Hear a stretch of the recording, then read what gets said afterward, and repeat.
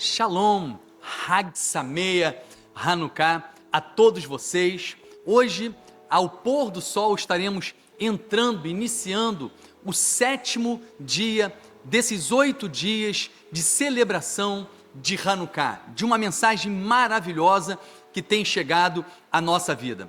Mas hoje também, nesse início de 7º dia, ao virar o dia no pôr do sol, nós também estaremos celebrando a passagem de um mês para um novo mês, o mês de Tevet.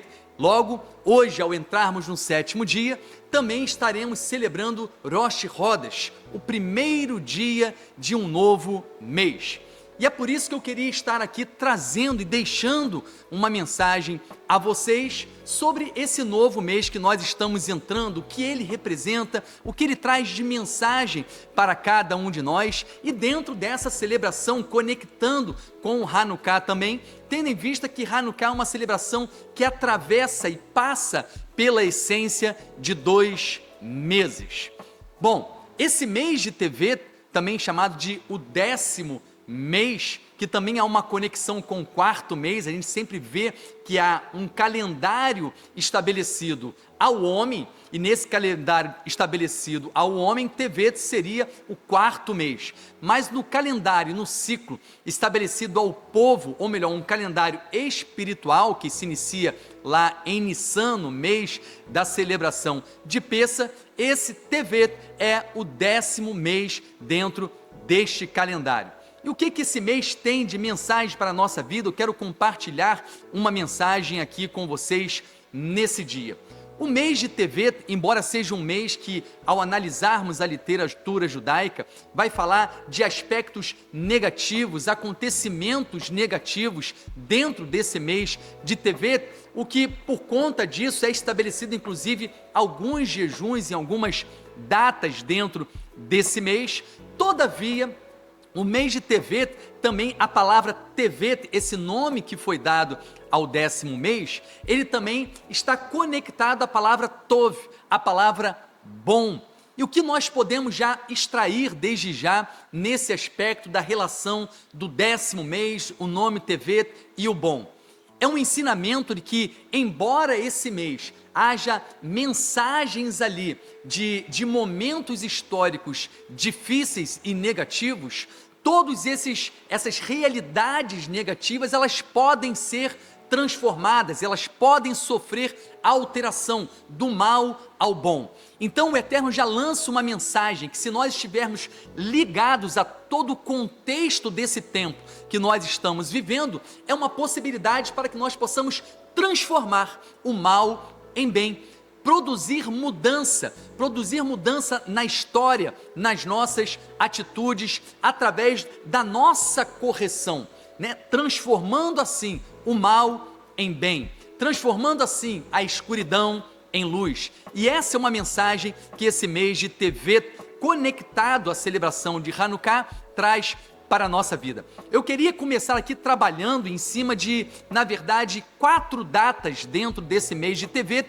para que a gente possa entender um pouco a mensagem que chega à nossa vida, né? Alguns dias são muito bem demarcados nesse mês de Tevet. Um deles é o dia 8, o dia 9 e o dia 10 de Tevet. Por que esses meses são lembrados? Inclusive, tem jejum estabelecido nesses dias, dia 8 e 9, jejuns para pessoas específicas, e o 10º, um jejum coletivo de todos. Por que eles realizam esses jejuns nesse mês? E aí eu vou ler o que se fala acerca dessas datas. Primeiro, dia 8 de Tevet. Dia 8 de Tevet foi o dia em que foi marcado pela tradução, né, da Torá. A Torá, ela foi traduzida para o grego por ordem do rei Talmai, Ptolomeu Filadelfo. E aí nós temos aqui a tradução do hebraico para o grego. Isso, dentro do meio judaico, é visto como algo negativo, que chega a ser comparado com o pecado do bezerro de ouro, porque a Torá, ela só é bem compreendida em sua plenitude quando ela é analisada e vista com a língua santa, a língua chamada de sagrada, né? que é o hebraico, porque o hebraico, muito além do que as outras línguas, ele traz segredos também dentro da sua língua, da sua escrita, da sua letra, da formação dessas palavras. Então, quando se passa para uma tradução do grego, perde-se revelação, perde-se mensagens que o Eterno tem estabelecido. Então, quando traduzem ao grego, dentro da cultura judaica, entendem que isso é um aspecto negativo, porque essa mensagem do Eterno sofrerá deformação, perda de mensagem, de significado e de poder expresso através das palavras ali. Mas há um contexto interessante, transformando esse mal no bem, que é a grande mensagem de Tevet, nós conseguimos observar algo, porque embora tenha um aspecto negativo da possibilidade de profanação da própria palavra do Eterno ao trazer para o grego, nós sabemos que através dessa tradução em diversas línguas que nós temos aqui, na verdade isso tornou possível que essa Torá fosse acessada também por outros povos. E aí nós temos um propósito maravilhoso do Eterno nesse aspecto do dia 8, que está revelado aqui no dia 8, da tradução dessa palavra aqui, da Torá em outras línguas, porque através desse contexto, um propósito maior foi alcançado. A Torá, a mensagem do Eterno, a revelação do próprio Eterno, pôde chegar então a todas as nações. E há algo muito bem que é representado aqui e que nós estamos começando a viver, é porque da mesma forma que essa palavra chega então às nações em outras línguas, né, e realmente verificamos deformações decorrentes dessa tradução e desse espalhar, todavia há um propósito, que eu chamo de um aspecto elástico, né? Ela é liberada a todos os povos através dessas traduções, mas agora há um retorno, ao alcançar essas pessoas, há um retorno agora à língua original, mas agora alcançando essas pessoas e trazendo e conduzindo elas à plenitude da revelação, à plenitude da mensagem, ao restaurar essa língua, ao buscarmos essa restauração, ao buscarmos a raiz dessa mensagem e dessa Torá. Então podemos contemplar uma transformação, aquilo que é um aparente mal, sendo agora transformado no bem, e essa é uma mensagem maravilhosa que é trazida até nós aqui nesse dia 8 de Tevet, que nós podemos ver através da tradução. Um outro aspecto que nós temos aqui agora no dia 9 de Tevet, é porque no dia 9 de Tevet houve a morte de Esdra, o escriba, e Neemias, né? Esdras e Neemias. O que Esdras e Neemias, eles representam aqui nesse momento? Diz o seguinte, que Esdras e Neemias guiaram fielmente os israelitas durante o regresso do cativeiro babilônio.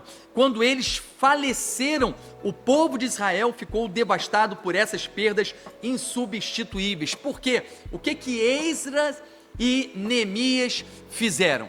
Esdras diz que quando Esdras chega em Jerusalém, o contexto espiritual daquele povo estava totalmente destruído, eles estavam em uma apostasia profunda, e através de Esdras, esse povo foi despertado a retornar então ao Eterno, a viver um genuíno Techuvá, e a figura dele e Neemias restaurando os muros de Jerusalém. Então temos uma mensagem agora de retorno à intimidade com o Eterno aqui nesse tempo, no dia 9. Também uma mudança que ocorre, o mal se transformando no bem, um afastamento agora através da figura de Esdras, o retorno desse povo à presença do Eterno, a restauração dos muros. E você pode perceber que toda essa mensagem está no contexto de Hanukkah. Hanukkah nos chama também a isso, a uma restauração do templo, a uma restauração dos muros, ao retornarmos ao Eterno, a pegar tudo aquilo que nos afastava da presença do Senhor, remover da nossa vida e voltarmos novamente a uma intimidade com Ele, uma intimidade com o Senhor. Isso está tipificado no dia 9. Por que se chama a atenção do dia 9, pegando a figura de Esdras e Neemias? O dia 10, um dia de um grande jejum que acontece. O que aconteceu no dia 10 para poder movimentar essa importância e esse jejum? Dia 10 de Tevet é um jejum comunal, chamado de comunal. Por quê? Porque nesse tempo, diz aqui, que houve a tomada de Jerusalém, né? O rei da Babilônia, Nabucodonosor, ele iniciou ali o cerco de Jerusalém na época do primeiro templo. E o que aconteceu durante esse período ali que nós temos do rei Nabucodonosor, o rei da Babilônia? Diz aqui o comentário judaico que houve um profundo mergulho em escuridão. Jerusalém ficou numa profunda escuridão. Mas o dia 10 também traz o símbolo, o valor 10 também traz um símbolo. E um símbolo que diz aqui no comentário, um símbolo de potencial, de transformar escuridão em luz e tristeza em alegria. Mensagem mais uma vez dentro do contexto de Hanukkah e de mudança de um aspecto mal para o bem, para algo bom. Transformação de trevas em luz, de tristeza em alegria. Então, assim como o dia 10 houve esse cerco de Jerusalém, essa tomada de um império babilônico, levando a perdas terríveis, há uma mensagem no valor 10, transformação dessa realidade. Hanukkah convida você a viver a transformação dessa realidade, de uma realidade de escuridão para uma realidade de luz. Então temos aqui 3 aspectos de mudança revelado em Tevet, de algo negativo ao bom, no dia 8, no dia 9 e no dia 10. Mas não termina por aí. Nós temos ainda o dia 1º, exatamente Rosh Chodesh, o dia 1º do mês de Tevet, que entraremos ao pôr do sol de hoje. E o que se fala acerca do dia 1º de Tevet? Diz que exatamente nesse dia foram levados de Jerusalém para o exílio 3 figuras que nós temos aqui, que eu vou ler para vocês. No 1º dia de Tevet, primeiro, o rei Jeconias de Judá foi exilado. Quem mais foi exilado juntamente com ele?